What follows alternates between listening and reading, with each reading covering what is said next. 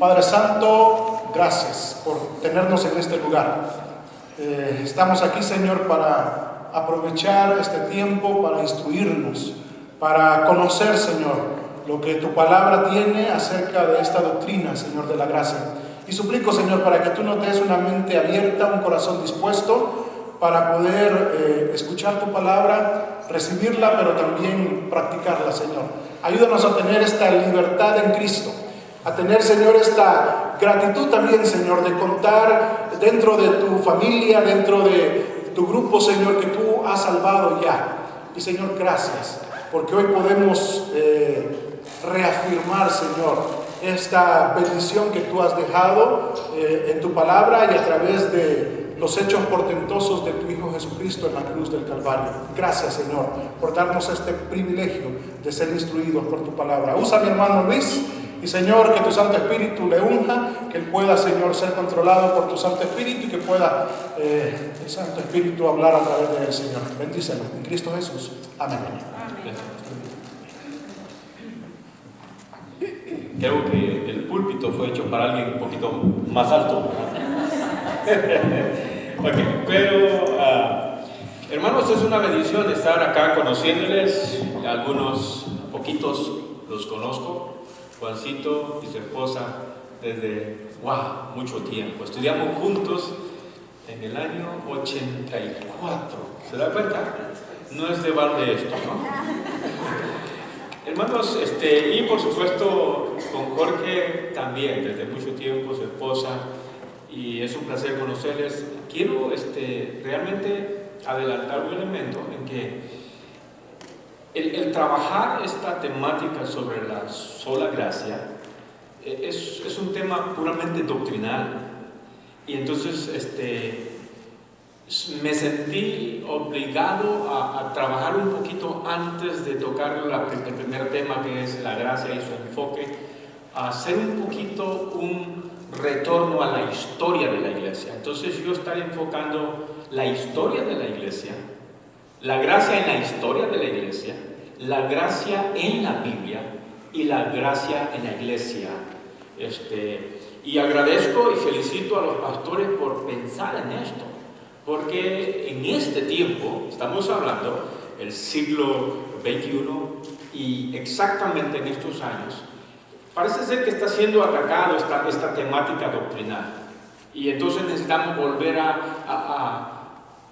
necesitamos regresar a los principios fundamentales de la vida cristiana, y eso es la intención en esta oportunidad. Y el celebrar 400, 500 años después de la Reforma, el siglo XVI, creo que tiene un solo objetivo en este regreso: es animar a regresar a los principios bíblicos de la iglesia primitiva del primer siglo.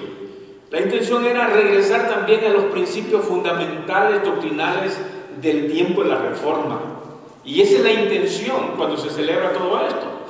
Y estamos estrenando edificio, pero por eso nos hace falta un elemento. Yo quería llevarles en guía de esto, porque en su bosquejo hay elementos que van a ir, si se puede, complementando, pero creo que en la segunda conferencia vamos a poder tener ya esto. Pero una preguntita yo quiero hacerles. Piensen un poquito. ¿Hay diferencia en este momento en cuanto a la doctrina de la gracia en comparación con el siglo I, la iglesia primitiva, el siglo XVI con la iglesia de la Reforma o el movimiento de la Reforma, con este momento en que estamos viviendo? Piensen mentalmente ustedes, ¿qué diferencia hay? Porque tenemos que hacer esa comparación para hacer un retorno a la teología. Y puede ser que hoy escuchen palabras que tal vez no las han escuchado en otro tiempo, pero no se preocupen, la intención es poder conocer. En la historia, la mayor división de la iglesia, oiga bien, la mayor división de la iglesia no ha sido por las denominaciones, porque hoy tenemos una gran cantidad de denominaciones. las divisiones han sido más por cuestiones doctrinales, por cuestiones de orientaciones doctrinales, orientaciones teológicas. Ese ha sido más lo que ha producido división. En las últimas décadas, en cuestiones de hacer y el quehacer teológico o doctrinal, necesitamos maestros, pastores, teólogos, escritores profundos, pero que sean celosos de la palabra de Dios, que sean honestos y leales con la palabra de Dios, y no tanto congraciarse con la experiencia y las motivaciones y las orientaciones que algunas veces se dan. Hay dos palabritas que se dan. Los expertos en el estudio de la palabra utilizan la palabra exégesis. ¿Cuántos han escuchado esa palabra? ¿Y han escuchado la palabra eisegesis? Y ahí está la gran diferencia. En este tiempo, muchas iglesias están siendo guiadas por pastores que hacen eisegesis y no exégesis. Exégesis es la palabra de tratar de interpretar la palabra de Dios de una manera que haga justicia con el texto de la palabra, llevando todos los elementos necesarios. Exégesis, fíjense bien, es llevar mi propia opinión e imponérsela a la palabra de Dios, y entonces nosotros enseñamos lo que nosotros creemos y no tanto lo que Dios quiere que la palabra nos enseñe a nosotros. De tal manera, hermanos, que desde hace un tiempo un señor llamado Rodolfo Bullman, él creó una enseñanza, una teología llamada desmitologización. Esa palabra tan grande significa que le quitó toda la carne doctrinal a la Biblia y dejó solo puramente los huesitos. Es como cuando usted y yo nos comemos una mojarra, ¿sí? Bien doradita, Amén. Entonces lo que hacemos es comerle toda la carne y dejamos todo el esqueleto. Y entonces este señor dijo, ¿saben qué? Vamos a quitarle todo lo milagroso, todo lo doctrinal a la palabra de Dios y le vamos a dejar puramente historia. Y esto es lo que se llama el movimiento liberal o liberacionismo. Y este señor comenzó a trabajar en esto y lo que hace es crear un vacío doctrinal, un vacío teológico, y hay necesidad de regresar a los principios doctrinales de la iglesia primitiva. Y entonces, en el año 1675, surgió el primer movimiento llamado el pietismo. Estoy en la historia, ¿verdad? Así que no se preocupe. Surgió el movimiento pietista. Y el movimiento pietista tiene una influencia de tratar de que el cristianismo regrese a los principios bíblicos, porque hay un vacío a través del liberalismo que está tratando de quitar todo lo milagroso de la Biblia y tratar de negar la autoridad de la palabra de Dios. Y entonces surge este movimiento con este señor llamado Philipp Spender. Este señor, de un pastor luterano en Alemania, él comenzó a trabajar en todo esto, y al ver la frialdad de la iglesia, al ver la frialdad de la iglesia protestante, entonces él comienza a trabajar, porque comenzó a darse una predicación que no eran predicaciones, sino que eran discursos retóricos, donde había un gran énfasis en la motivación y todo eso, retórica, pero nada de Biblia. Y usted puede ir comparándolo con lo que está pasando en nuestros tiempos, donde hay muchas iglesias, donde los pastores ya no están enseñando la Biblia, sino que están enseñando más bien sus propias experiencias y están tocando otra temática, no tiene nada que ver con la palabra de Dios. Y esto es lo que dice Spender: yo quiero volver. Pero este hombre se enfatizó más en la cuestión de devocionales, en la cuestión de volver a tener momentos íntimos con Dios. Comenzó a crear grupos pequeños y a esto les llamó iglesia. En las universidades comenzó a crear grupos pequeños para hacerles volver a la palabra de Dios. Entonces, este señor quería volver y creó un modelo de meditaciones, de devocionales. Y es bonito pensar en eso, ¿verdad? Sin embargo, la triste realidad es que cuando él se enfatiza demasiado en eso, comenzó a crear un principio de experimentar la presencia de Dios. Y se volvió a un elemento puramente... usted sabe, cuando nosotros dedicamos un tiempo a orar en un lugar solito, de pronto comenzamos a emocionarnos y ya nos olvidamos un poco de la palabra. Entonces él tuvo un problema en eso y ahí surge otra falla. El impacto del pietismo se va dando en Alemania, pasa a Inglaterra, a Estados Unidos y luego hasta nuestra Centroamérica, México y toda la parte de Sudamérica. El pietismo trajo insistencia saludable en lo que es la vida devocional, el evangelismo personal, en las emociones más que en el intelecto, y de tal manera que esto lo que vino a hacer es a crear problemas doctrinales nuevamente. Surge entonces, hermanos, otro movimiento que quiere hacer balance otra vez. Pregúntanos, hoy la iglesia está dividida más por asuntos doctrinales que por denominaciones. Mucho emocionalismo lo que hace es desviar la necesidad de la doctrina y del alimento sólido de la Biblia.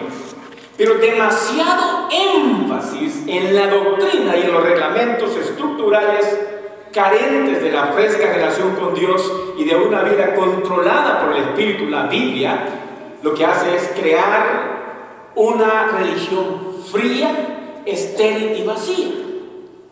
Fíjese bien, cuando una iglesia se queda enfatizando demasiado puramente la doctrina y las estructuras y los reglamentos internos de su iglesia, y se olvida de la parte puramente espiritual, devocional, de meditación, eso lo que hace es nuevamente crear otro vacío y la iglesia se vuelve estéril. Le cuento, con mi hermano Jorge estuvimos unos 4 años en el Comité de El Salvador, dirigiendo la iglesia centroamericana, que es equivalente a una iglesia bíblica bautista. Juancito estaba en ese tiempo también allá. Entonces, en ese tiempo comenzaba a darse este problema. Surgió el movimiento con Marcus Witt, ¿te acuerdas del libro que escribimos? Con esa emoción musical. Una canción que decía, vamos a revolotear.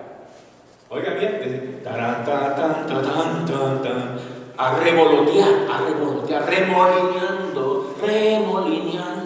Y todo el mundo comenzó y se comenzaba a mover todo, ¿verdad? El cuerpecito y todo. Y comenzaron a olvidarse a la parte puramente fundamental. Yo recuerdo que a Jorge le dijeron, tú vas a escribir sobre el ministerio. Yo tengo ese manual todavía. A mí me tocó escribir sobre la interpretación de la Biblia en las iglesias. Y otro compañero, Jim Allen, escribió sobre las glosolalias en ese tiempo. Pero hubo un problema. Entonces, nosotros como directivos escribimos el manual y dijimos, este manual va a ser regla para todo el país, todas las iglesias. Y en la convención presentamos ese manual y uno de los pastores, que fue mi pastor, yo lo respetaba, y se levantó, ¿quién le dio la autoridad a ustedes para escribir este manual? Y yo recuerdo que le habíamos dicho a él que fuera parte de la comisión que escribiera. Le dije, Señor, a usted se le invitó para que fuera parte de este movimiento y usted no quiso. Es que no puede. No tiene derecho de reclamar ahora. Otro se levantó allí, tu amiguito, y se levantó y dijo, Luis, manual es retroactivo o no? Comienza hoy, porque era un pastor que quería casarse con una divorciada. Y mi querido hermano escribió: ningún pastor puede ser pastor si se casa con una mujer divorciada. Que en paz esté con Dios, ¿verdad? Porque ya murió mi querido hermano. Pero ven la avalancha, que entonces tuvimos que crear algo para hacer un balance. El fundamentalismo lo que hace es lo que se le llama el conservadurismo, algo así, ¿verdad? Fundamentalismo lo que hace es crear un balance. El pietismo venía bien, pero se desvió un poquito, surge el fundamentalismo, y esto lo que hace es tratar de regresar nuevamente a los conceptos bíblicos y teológicos de la iglesia primitiva, del tiempo de la Reforma. Sin embargo, creó un problema, porque él, con el fin de proclamar el evangelio puro y bíblico, lo que hizo fue unirse con el pietismo, con el dispensacionalismo, con el calvinismo, con el arminianismo, con los episcopales y con el pensamiento independiente. Ve qué enredo el que hizo él. La idea era eso, pero hizo una inclinación hacia el dispensacionalismo. Yo no sé cuántos aquí hay dispensacionalistas, ¿verdad? Pero hay un proceso teológico de esto en los seminarios. Y me dice en Memphis Bible Church, cuando llegué en enero: ¿usted es dispensacionalista o dispensacionalista clásico o dispensacionalista progresivo? ¿Cree usted en las dispensaciones? Pues sí, tengan 8, tengan 7. Si cree que hay Antiguo Testamento y Nuevo Testamento, ya cayó. Así que cualquiera dice: yo no soy, pero si cree que esta es la Biblia y Antiguo y Nuevo Testamento, son dos elementos, son dos partes interesantes. El fundamentalismo se inclinó, y fíjense bien, de ese problema de inclinación surge el neofundamentalismo, que lo que hace es crear una división entre la iglesia presbiteriana y la iglesia bautista. Amén. En Estados Unidos. Y esto lo que hace es crear un neoevangelismo, neopentecostalismo, por insatisfacción con el neofundamentalismo. Sí, ve qué enredo lo que le estoy metiendo. Yo también estoy confundido, ¿eh? Pero vea, el fundamentalismo quería crear un balance doctrinal y la experiencia personal, pero se inclinó al dispensacionalismo, y esto lo que hace es crear un nuevo fundamentalismo.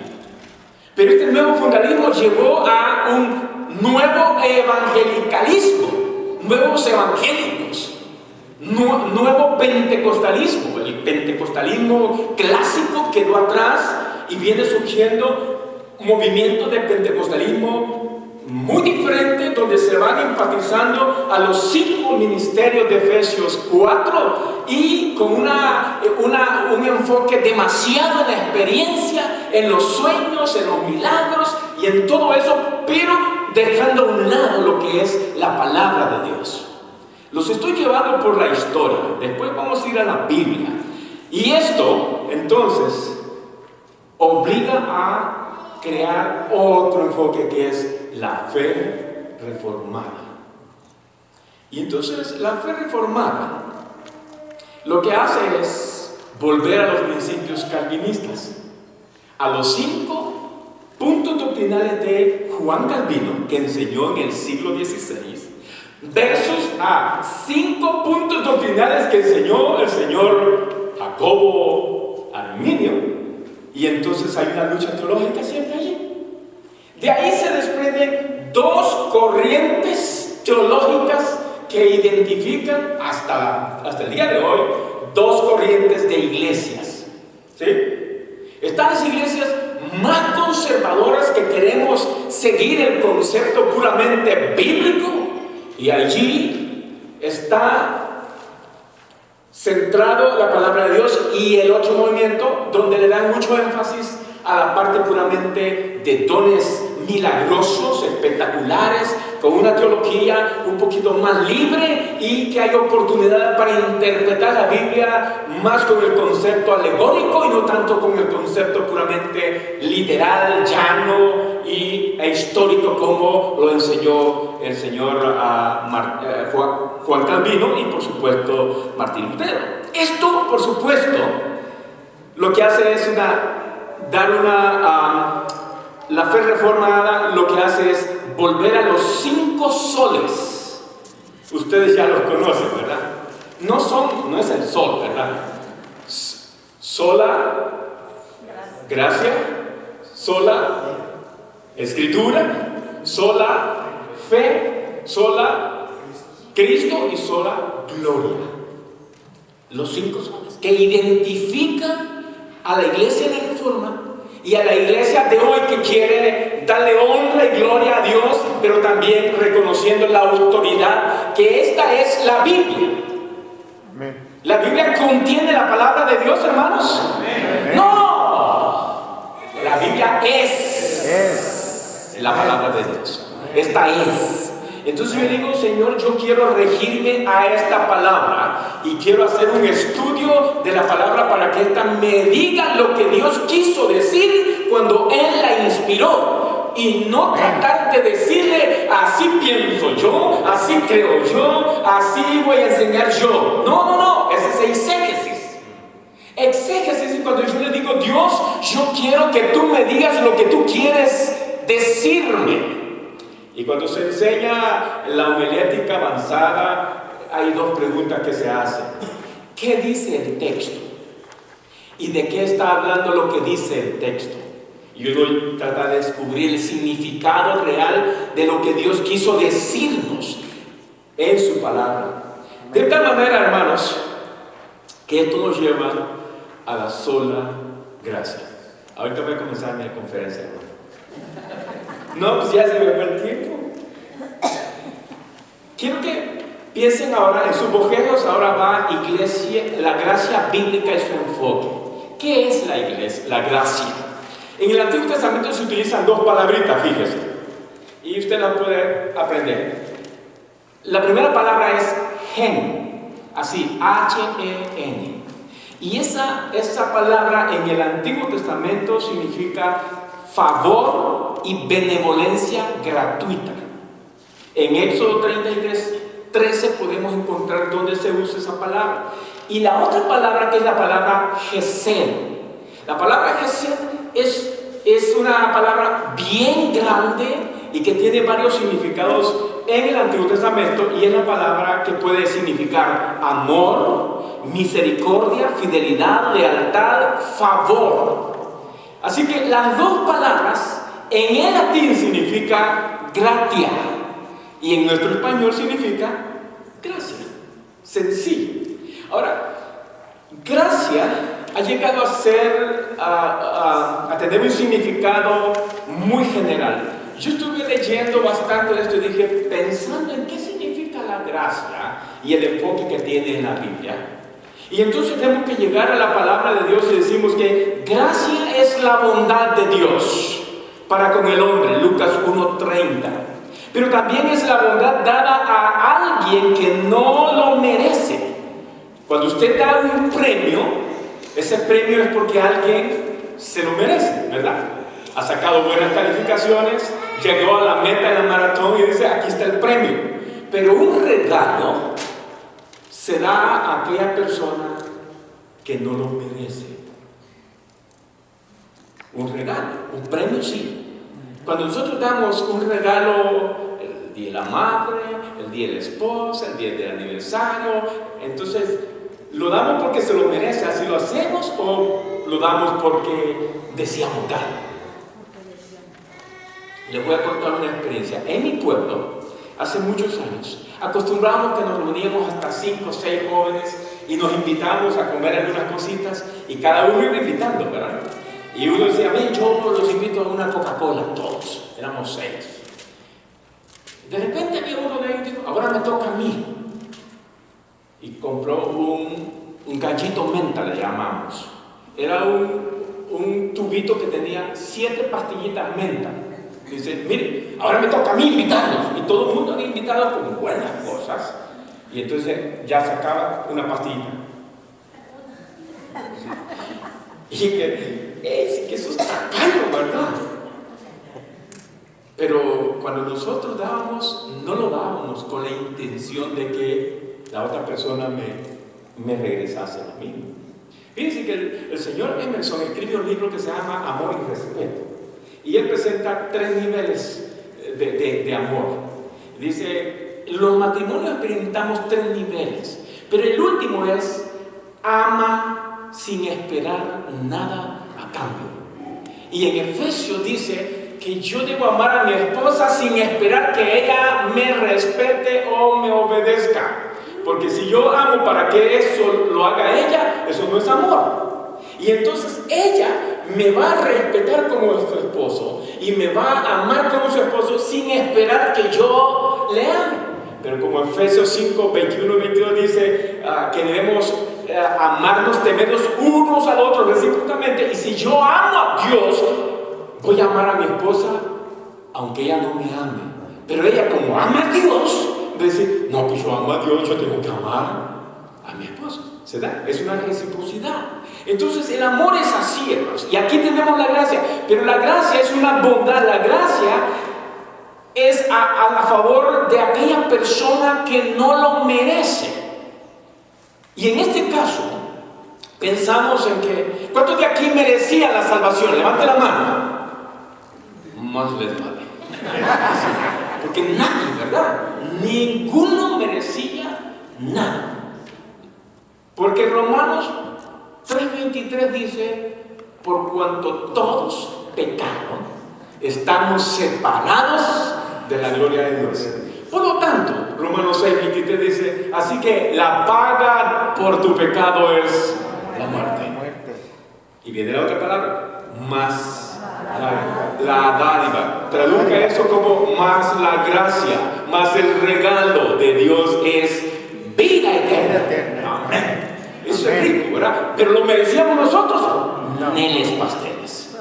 No lo merecíamos, pero Dios en su misericordia. Así que, basado en esto, hermanos, yo encuentro que la gracia tiene 2 sentidos, 2 enfoques que se pueden analizar. Primero tenemos la gracia general. Mire, el sol para quienes sale. Para los que viven en Texas y los que viven aquí en Denver. ¿Verdad que sí? Sale el sol para los que están en las cantinas, ¿cierto o no? Sí, sale el sol para los que están predicando. Entonces, ¿qué es eso, hermanos? La gracia general. Dios ama a todo, porque de tal manera amó Dios al mundo. Pero en este sentido, hermanos, la gracia es como la suficiencia que nos sustenta, es la provisión de Dios que nos da el pan de cada día, porque la lluvia cae en el momento justo para que se produzcan los alimentos y esos alimentos nos vienen a nosotros.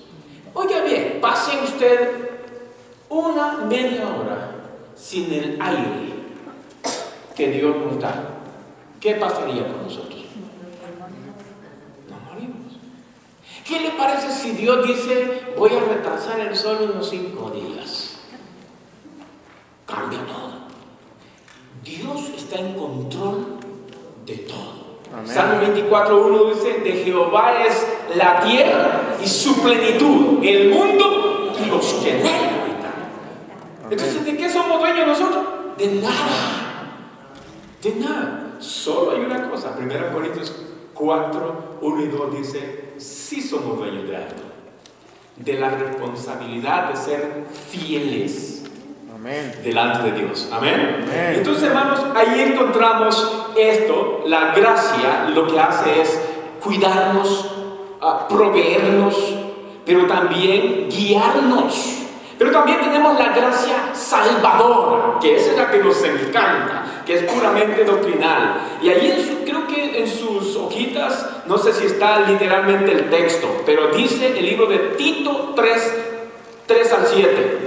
Porque nosotros también éramos en otro tiempo insensatos, rebeldes, esclavos de fe, extraviados y teníamos envidia, concupiscencias, deleites, diversos deseos, viviendo en malicia, aborrecibles, aborreciéndonos unos a otros. Pero cuando se manifestó, fíjense bien, la bondad, que es la gracia de Dios, nuestro Salvador, y su amor para con los hombres, nos salvó, no por obra de justicia que nosotros hubiésemos hecho, sino que por su misericordia, gracia, por el lavamiento de la regeneración y por la renovación del Espíritu Santo, el cual derramó en nosotros abundantemente por Jesucristo nuestro Salvador, para que, justificados por su gracia, viniésemos a ser herederos conforme a la esperanza de la vida eterna. ¿Cuántos salvos hay aquí? Amén. ¿Hay alguno que todavía no lo es? Porque puede ser. Juan dice que a veces en nuestras iglesias hay algunos que están con nosotros, pero que no son con nosotros. Pero aquí estamos todos, que somos miembros de la iglesia de Cristo. Amén. Así que, hermanos, ve ahí por favor en su folletito, y yo solo le voy a ir leyendo los textos, porque ahí solo está el pasaje, ¿verdad? Fíjense bien. En la Biblia, en el Antiguo Testamento, encontramos varios textos, son poquititos de muchísimos que hay, y ustedes me dicen a qué enfoque de la gracia se menciona. Primero, Génesis 6:8 dice: pero Noé halló gracia ante los ojos de Jehová. Y en este caso se está utilizando una palabra que significa gracia, favor, buena voluntad, bondad, agradable, dar regalo y compasión. Cuando dice, pero Noé halló gracia ante los ojos de Jehová, ¿a qué gracia se refiere? ¿A qué enfoque se refiere? ¿Gracia salvadora o qué?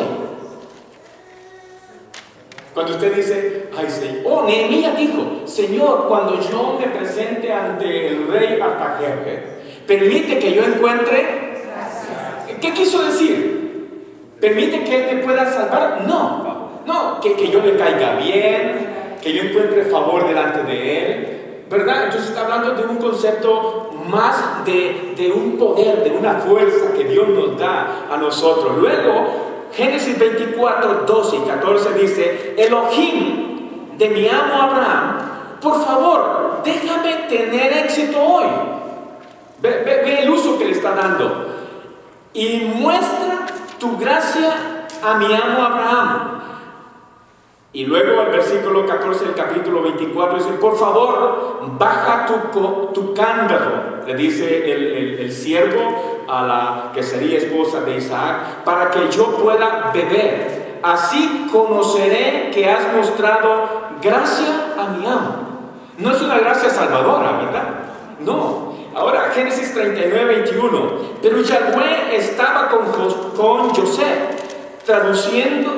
mostrándole gracia y dándole favor a la vista del jefe de la prisión. Cuando José estaba en la prisión, dice que José tuvo gracia ante el jefe de los presos, y le cayó también, y dice: a ti te voy a poner como jefe de todos los que están acá.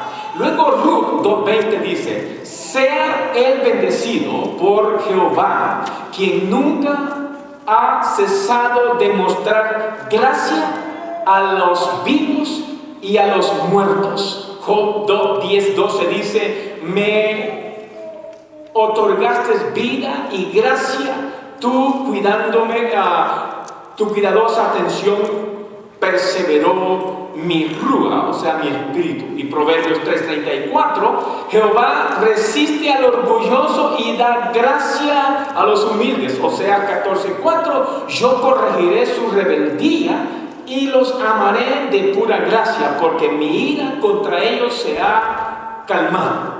Entonces, hermanos, si ustedes ven en estos pasajes, casi todas no tienen que ver con gracia salvadora. Porque Dios, cuando hablamos de la gracia de Dios, es más amplio de lo que nosotros pensamos. En el Nuevo Testamento también encontramos varios pasajes. Juan 1:14 dice: y aquel verbo fue hecho carne y habitó entre nosotros, y vimos su gloria, gloria como del unigénito del Padre, lleno de gracia y de verdad. Romanos 4:16 dice, por tanto es por fe, para que sea por gracia, a fin de que la promesa sea firme para todos su descendencia, y no solamente para los que es la ley, sino también para la que es de fe y de Abraham. Y continúa, hermanos, los pasajes. Pero mi pregunta ahorita es, ¿termino esto, hermanos, por el tiempo? Porque ya, según mi reloj, ¿termino? Ok, gracias. Solo leemos otro pasaje porque solo estamos dando historia y base bíblica. Luego dice Romanos 3:24, siendo justificados gratuitamente por su gracia mediante la redención que es en Cristo Jesús. ¿Se dieron cuenta a qué clase de gracia se está refiriendo ya aquí? Esta ya es gracia salvadora. Luego Romanos 5:20, pero la ley se introdujo para que el pecado abundase, mas cuando el pecado abundó, sobreabundó ¿qué? La gracia. Romanos 9:16, así que no depende del que quiere ni del que corre, sino de Dios, quien tiene misericordia.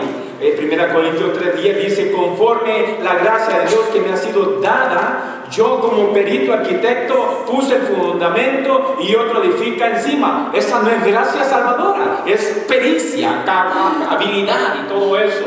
1 Corintios 15:10 dice, pero por la gracia de Dios soy lo que soy, y su gracia no me ha sido en vano para conmigo. Antes he trabajado más que todos ellos, pero no yo, sino la gracia de Dios. ¿Qué? ¿Es gracia salvadora o es un poder que tenemos todos los cristianos que nos da fuerza, nos da ánimo para trabajar todos los días? Porque todos los días necesitamos la gracia de Dios para caerle bien a las personas. Todos los días necesitamos la gracia de Dios para hacer las cosas que a Él le agradan. Entonces Dios nos deja esa gran bendición. Y 2 Corintios 9:8 dice, y poderoso es Dios para hacer que abunde en vosotros toda gracia, a fin de que, teniendo siempre todas las cosas, todo lo suficiente, abundéis para toda buena obra. Santiago 4:6 dice, pero Él da mayor gracia. Por eso dice, Dios resiste a los rebeldes y da gracia a los humildes. Y Tito 3:5, nos salvó no por obra de justicia que nosotros hubiésemos hecho, sino por su misericordia. Efesios 2:8, el que sabemos, porque por gracia somos salvos, no por lo que nosotros somos, tenemos y hacemos, sino porque Dios en su misericordia ha decidido darnos vida eterna en Jesucristo, quien nos salvó y nos llamó con llamamiento santo, no conforme a nuestras obras, sino según el propósito suyo y la gracia que nos fue dada en Cristo Jesús antes de los tiempos de los siglos. Entonces, hermanos, concluimos que el significado de la gracia de Dios, basado en los pasajes de la Biblia, es el don maravilloso de la salvación. ¿Uno? ¿Sí? Y eso sí lo tiene, ¿verdad? Pero también es el poder que nos capacita para vivir de manera agradable delante de nuestro Dios. Es la fuerza y la fortaleza que nos hace vivir en contentamiento, en gratitud, en sometimiento a la Biblia, al Espíritu Santo, al amor de Cristo y a la misión que Cristo nos ha dejado. Si leemos juntos allí, si tienen a Tito 2:11 al 13, lo tienen allí, ¿verdad? Lo leemos todos juntos, dice, porque la gracia de Dios se ha manifestado para salvación a todos los hombres, enseñándoos que renunciando a la impiedad y a los deseos mundanos, vivamos en este siglo sobria, justa y piadosamente, aguardando la esperanza bienaventurada y la manifestación gloriosa de nuestro gran Dios y Salvador Jesucristo. Mire pues, si usted ya tiene la salvación por gracia de Dios, viva agradecido o agradecida. Amén. Todos los días. Amén. Hasta cuando no tiene que comer. Amén. A cuando se ha enfermado su familiar. Amén. Usted debe decirle, Señor, gracias. Amén. Porque yo no merecía absolutamente nada. Pero tú con tus ojos de gracia vistes mi condición pecaminosa y dijiste, te amo. Pero también, no solamente vivir agradecido delante de Dios, también delante de Dios, debe apegarse a la Biblia.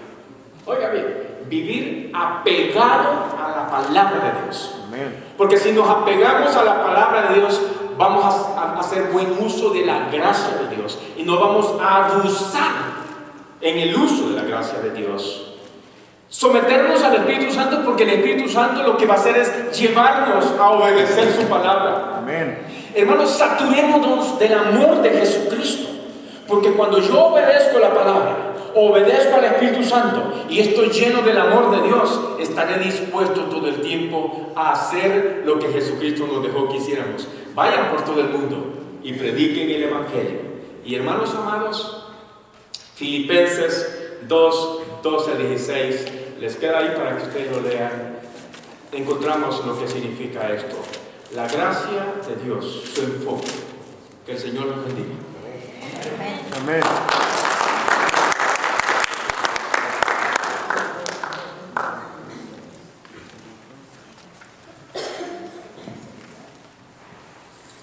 Gloria a Dios. Bueno, pues es más una probadita de lo que vamos a estar haciendo ahora. Gloria a su santo nombre. Por ahorita vamos a tener un corto break. Vamos a tener nosotros unos 10 minutos para levantarnos, para estirarnos y para ir al baño o a tener algunas necesidades que ustedes tengan. Pero en 10 minutos vamos a regresar aquí para empezar la segunda conferencia con nuestro hermano Dr. Luis. Bueno, gloria a Dios por lo que hemos. Vemos en 10 minutos.